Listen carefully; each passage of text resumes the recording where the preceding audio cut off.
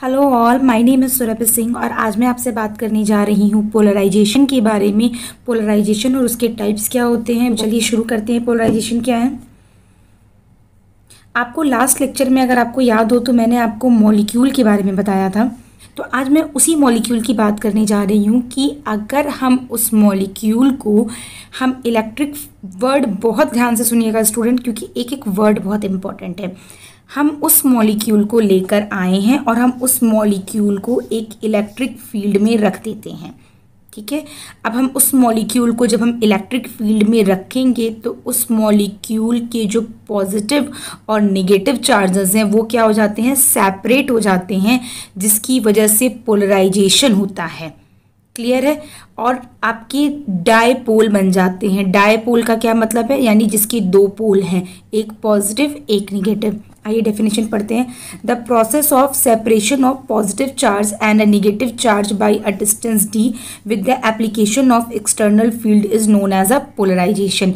हमने एक मॉलिक्यूल को इलेक्ट्रिक फील्ड के बीच में रखा है जिसकी वजह से पॉजिटिव एंड नेगेटिव चार्जेस जैसे अलग हो गए हैं, और इस प्रोसेस को हम पोलराइजेशन बोलते हैं। इस प्रोसेस में हमारा डायपोल बनता है और उस डायपोल की स्ट्रेंथ को निकालने के लिए हम क्या फॉर्मूला यूज़ करते हैं, इलेक्ट्रिक डायपोल मोमेंट, यानी वो जो डायपोल बना है वो कितने स्ट्रेंथ का है, इक्वल टू क्यू।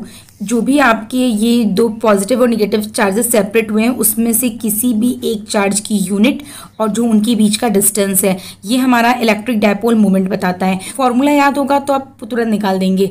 उसके बाद अगर मैं बात करूं कि आपकी जो पोलराइजेशन है उसकी इंटेंसिटी क्या होती है, यानी उसमें अगर suppose n number of molecules हैं तो आपकी पोलराइजेशन की इंटेंसिटी क्या होगी। तो जो ये इलेक्ट्रिक डायपोल है और जो नंबर ऑफ डायपोल पर यूनिट वॉल्यूम है, उन दोनों को मल्टीप्लाई करोगे तो आपकी इंटेंसिटी ऑफ पोलराइजेशन आ जाएगा। क्लियर है। अच्छा, अभी ध्यान से सुनिएगा कि जब हमने क्या किया, हमने एक मॉलिक्यूल को इलेक्ट्रिक फील्ड के बीच में रखा तो पोलराइजेशन जनरेट हुआ और उसकी वजह से डायपोल बन जाता है। तो जो पोलराइजेशन जनरेट होता है उसकी वजह से भी एक इलेक्ट्रिक फील्ड जनरेट होता है जिसको हम बोलते हैं ई इंटरनल। ई इंटरनल ध्यान से समझिएगा डियर स्टूडेंट, ये इक्वल्स टू है, हमने क्या था, एक्सटर्नल इलेक्ट्रिक फील्ड के बीच में मॉलिक्यूल को रखा था। तो एक्सटर्नल इलेक्ट्रिक फील्ड में जब मॉलिक्यूल को रखते हैं तो उसमें पोलराइजेशन होता है और डायपोल जनरेट हो जाते हैं। तो उस डायपोल की वजह से एक इलेक्ट्रिक फील्ड जनरेट होता है जिसको हम बोलते हैं ई इंटरनल। और ई इंटरनल की वैल्यू किसके बराबर है, E external plus gamma P upon epsilon nought. Epsilon nought is your dielectric constant. इसकी वैल्यू बहुत इंपॉर्टेंट है, मत भूलिए। गामा आपका एक स्ट्रक्चरल कांस्टेंट है जिसकी वैल्यू 1/3 होती है क्यूबिकल स्ट्रक्चर के लिए। याद रखिएगा, अगर ये मॉलिक्यूल आपका क्यूबिकल स्ट्रक्चर को फॉलो करता है तो गामा की वैल्यू 1/3 हो जाएगी। और ये फॉर्मूला बहुत इंपॉर्टेंट है। इसमें क्वेश्चंस आपके ऐसे बनेंगे कि इलेक्ट्रिक डायपोल मोमेंट का फॉर्मूला पूछ सकता है आपसे, या इंटेंसिटी का फॉर्मूला पूछ सकता है, और तीनों वेरिएबल की वैल्यू आपकी गिवन होगी। और ये लॉरेंट्ज फील्ड्स के लिए गामा की वैल्यू क्या होगी, इस टाइप से क्वेश्चंस आपके आईईएस में आ सकते हैं। अच्छा, पोलराइजेशन क्या सारे मॉलिक्यूल्स में बनता है? नहीं, पोलराइजेशन सिर्फ उसी मॉलिक्यूल्स में बनेगा जिसका डाइलेक्ट्रिक कांस्टेंट ज़्यादा होगा। अगर हम इंसुलेटर की बात करें तो इंसुलेटर में डाइलेक्ट्रिक कांस्टेंट समझ लीजिए एक पैरामीटर है, ठीक है, जिसकी वजह से आप जज कर रहे हो कि उसमें पोलराइजेशन होगा या नहीं होगा। तो अगर हम इंसुलेटर की बात करते हैं तो इंसुलेटर में डाइलेक्ट्रिक कांस्टेंट बहुत कम होता है, तो इंसुलेटर में पोलराइजेशन होने के चांसेस बहुत कम होते हैं। लेकिन अगर हम डाइलेक्ट्रिक मॉलिक्यूल की बात करें तो डाइलेक्ट्रिक मॉलिक्यूल में आपका डाइलेक्ट्रिक कांस्टेंट ज़्यादा होता है तो आपका पोलराइजेशन भी ज़्यादा होगा। आइए पढ़ते हैं। Insulator has a very low dielectric constant and a dielectric has high dielectric constant. In insulator there is no polarization, but as a dielectric constant is increases, polarization is also increases. तो याद रखिएगा, अगर जैसे जैसे dielectric constant को बढ़ाएंगे polarisation आपका बढ़ता जाएगा। अब मैं यहाँ पे बात करूँ क्यूबिकल स्ट्रक्चर के लिए गामा 1/3 है। अगर हम गैसेस की बात करते हैं तो गैसेस में आपका क्या हो जाता है, गामा की वैल्यू 0 हो जाती है। इस चीज़ को आप ऐसे समझ सकते हैं कि गामा किस बात पर डिपेंड करता है। अगर हम सॉलिड की बात करते हैं तो सॉलिड में क्या होता है कि जो आपके एटॉमिक स्ट्रक्चर होते हैं वो बहुत ही कॉम्पैक्ट फॉर्म में होते हैं, यानी उन एटॉमिक्स जो मॉलिक्यूल्स होते हैं उनके बीच का डिस्टेंस बहुत कम होता है, लेकिन अगर हम गैसेस की बात करें तो वो काफ़ी उनके जब जो मॉलिक्यूल्स होते हैं उनके बीच का गैप बहुत ज़्यादा होता है। तो अगर गैप ज़्यादा होगा तो गामा की वैल्यू कम होती जाएगी, बट अगर हम सॉलिड की बात करते हैं जहाँ पर गैप बहुत कम है तो वहाँ पर आपकी गामा की वैल्यू बढ़ी हुई मिलेगी। अगर हम यहाँ पर बात करते हैं जब गामा की वैल्यू 0 हो जाती है तो जो आपका एक्सटर्नल फील्ड है वही आपके इंटरनल फील्ड के बराबर हो जाएगा। ये चीज़ याद रखिएगा। आइए हम बात करते हैं एक और फॉर्मूले की, ये भी बहुत इंपॉर्टेंट है। अगर फ्लक्स डेंसिटी एक टर्म है जिसका फॉर्मूला होता है epsilon not R E external, ठीक है। अब इसी फ्लक्स डेंसिटी में अगर हम पोलराइजेशन को भी काउंट करते हैं तो ये फॉर्मूला इंप्रूव होकर क्या हो जाता है, इसमें पोलराइजेशन ऐड हो जाता है। अब हम यहाँ पर सेम इसकी वैल्यू को अगर हम यहाँ पर रख दें, इस डी की वैल्यू को आप यहाँ पुट कीजिए, इस डी की वैल्यू को आप यहाँ पुट करेंगे तो क्या हो जाएगा,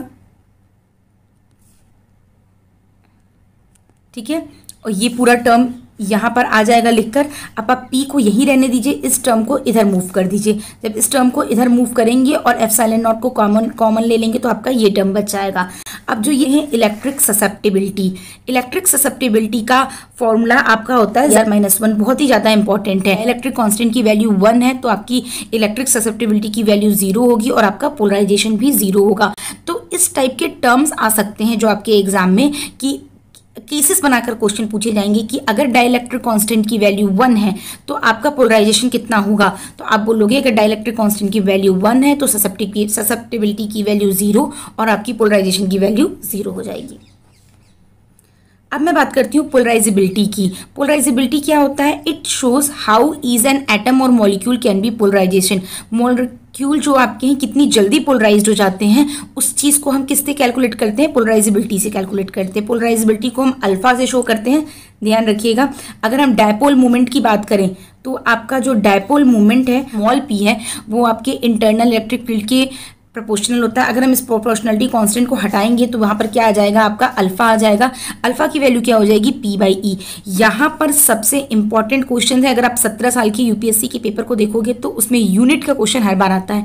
आपसे क्वेश्चन आ जाएगा कि पोलराइजेबिलिटी की यूनिट क्या है, तो डोंट फॉरगेट पोलराइजेबिलिटी की यूनिट है आपकी फैरेड मीटर स्क्वायर। अब हम यहाँ पर देखिए दो फॉर्मूले हमारे जनरेट हुए हैं। पोलराइजेशन का एक फॉर्मूला अल्फा EI और एक फॉर्मूला आपका पोलराइजेशन का होता है epsilon not ZE E external. देखिए मैंने पीछे में डराइव किया है ये फॉर्मूला, ठीक है। स्मॉल p इक्वल्स टू क्या हो जाएगा, अल्फा E, और आपका कैपिटल P क्या होता है, NP होता है। तो यहाँ पर वैल्यू रख देंगे तो N अल्फा E हो जाएगा। तो ये फॉर्मूला आपका यहाँ से आ गया है। यहाँ पर आपको ये दोनों केस आपको याद रखने हैं, याद रखिएगा। पोलराइजेशन के दो फॉर्मूले हैं, याद रखिएगा। अगर हम यहाँ पर E ले रहे हैं तो यहाँ पर E एक्सटर्नल लेंगे, ये चीज़ आप याद रखिएगा। चलिए नेक्स्ट बात करती हूँ मैं कि टाइप्स ऑफ पोलराइजेशन क्या होते हैं। फर्स्ट में बात करती हूँ इलेक्ट्रॉनिक पोलराइजेशन की। तो इलेक्ट्रॉनिक पोलराइजेशन बेसिकली आपका सॉलिड में होता है। सॉलिड में जैसा मैंने आपको बताया पोलराइजेशन का मतलब क्या है, पॉजिटिव और निगेटिव चार्ज एक दूसरे से सेपरेट हो जाते हैं। अगर हम किसी एटम या न्यूक्लियस की बात करूँ तो उस केस में आपका इलेक्ट्रॉनिक पोलराइजेशन होता है। Displacement of negative charge electron cloud with respect to positive charge, ठीक है, occur inside the atom when nucleus and electronic cloud separated with the application of external electric field. सबसे important point जो है electronic polarisation का वो है कि independent of temperature होता है। Dear, I am damn sure कि आपको इस स्लाइड से 2021 में 1 से 2 क्वेश्चन जरूर मिल जाएंगे। अच्छा, क्वेश्चन ये आता है कि ये किस फ्रीक्वेंसी पे वर्क करता है। तो ये सबसे हाईएस्ट फ्रीक्वेंसी यानी ऑप्टिकल रेंज या विजिबल रेंज पे वर्क करता है, दैट इज 10⁻18 हर्ट्ज। इस वैल्यू को याद करना जरूरी है। जिस हर पोलराइजेशन में आपको क्या करना है, डाइलेक्ट्रिक कांस्टेंट को निकालना है, ठीक है। अब अगर हम इस पोलराइजेशन की बात करते हैं तो इस पोलराइजेशन में हम अल्फा को नीचे E सिंबल लगाकर शो करेंगे। तो यहाँ पर अगर हम पोलराइजेबिलिटी की बात करते हैं तो पोलराइजेबिलिटी का फॉर्मूला आप याद रखिएगा होगा 4πε0r3, और इसका दूसरा फॉर्मूला भी क्या होगा, डायपोल मोमेंट बाय एक्सटर्नल। तो यहाँ पर आप पोलराइजेशन, इंटेंसिटी ऑफ पोलराइजेशन का फॉर्मूला देखे थे, ये दोनों फॉर्मूले थे। अगर इन दोनों फॉर्मूले की हेल्प से अगर हम निकालते हैं डाइलेक्ट्रिक कांस्टेंट की वैल्यू, यानी हम कुछ नहीं करें, यहाँ पर अल्फा E की वैल्यू पुट कर दें तो वहाँ से हमारा आपका डाइलेक्ट्रिक कांस्टेंट निकल कर आएगा 1 + 4πnr3। आप इसको सॉल्व करोगे तो आपका ये डायरेक्टली वैल्यू आ जाएगी। तो इसका मतलब है कि जैसे जैसे हम इलेक्ट्रिक फील्ड को बढ़ाते जा रहे हैं आपकी एटॉमिक रेडियस बढ़ती जाएगी। एटॉमिक रेडियस बढ़ती जाएगी, इसका मतलब यानी एटॉमिक इलेक्ट्रॉनिक रेडियस बढ़ रहा है, इसका मतलब पोलराइजेबिलिटी बढ़ती जाएगी, पोलराइजेबिलिटी बढ़ती जाएगी, इसका मतलब पोलराइजेशन बढ़ता जाएगा। तो ये आप टर्म्स याद रखिएगा। नो डाउट आपको थोड़ा कंफ्यूजिंग होगा, सारे वर्ड्स एक जैसे हैं, बट आप एक कॉपी पेन पे इसको लिखते जाएंगे तो आपको याद होगा। Like alpha is polarizability, capital P is intensity of polarization, small p is dipole movement, ठीक है, स्ट्रेंथ ऑफ डायपोल मूवमेंट। ये बहुत इंपॉर्टेंट पार्ट है। पोलराइजेबिलिटी की बात करते हैं तो हीलियम में सबसे कम होता है, फिर नियॉन, फिर आर्गन। तो सेम इसी तरीके से आप ये इंक्रीजिंग ऑर्डर याद कर लीजिएगा। ये इंटरमोलिक्यूल डिस्टेंस अगर आपके कम होंगे तो आपकी गामा की वैल्यू ज़्यादा होती जाएगी। जैसे जैसे इंटरमोलिक्यूल डिस्टेंस इंक्रीज करेंगे गामा आपका लेस हो जाएगा, यानी ये हम बात कर रहे हैं गैसेस की, और कम इसका मतलब सॉलिड फॉर्म की बात कर रहे हैं। तो सॉलिड में आपकी गामा की वैल्यू ज़्यादा होगी। अभी तक के केस में हमने यहाँ पर क्या किया था, हमने हर जगह ई एक्सटर्नल लिया है। क्यों? क्योंकि हम यहाँ मान के चल रहे हैं कि हमने गामा की वैल्यू, इस वाले केस में हमने गामा की वैल्यू 0 मानी थी, बट अभी हम क्या है, गामा को कंसीडर करके अगर हम कैलकुलेट करेंगे, यानी हम गामा की वैल्यू 0 नहीं मान रहे हैं, तो हम ई इंटरनल को लेंगे। जब भी हम गामा की वैल्यू 0 नहीं मानेंगे, अब इसका मतलब ई इंटरनल को ले रहे हैं, तो वहां से अगर हम डाइलेक्ट्रिक कांस्टेंट की वैल्यू निकालेंगे तो उसका फॉर्मूला ये हो जाएगा।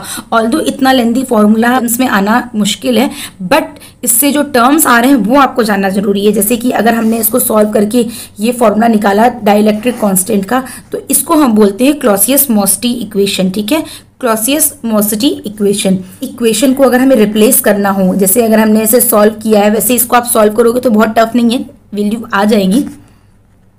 अगर हम यहाँ पर कैपिटल एन है उसको रिप्लेस करें तो कैपिटल आपका क्या था, नंबर ऑफ एटम्स पर यूनिट वॉल्यूम था, तो वहां कर अगर हम मॉलिक्यूलर यानी एवोगाड्रो नंबर से रिप्लेस करें, एम मॉलिक्यूलर वेट की बात कर रहे हैं, तो एम मॉलिक्यूलर वेट में एन ए एवोगाड्रो नंबर यानी इतने नंबर ऑफ मॉलिक्यूल्स प्रेजेंट हैं, तो 1 की बात करेंगे तो क्या हो जाएगा, एन ए अपॉन एम।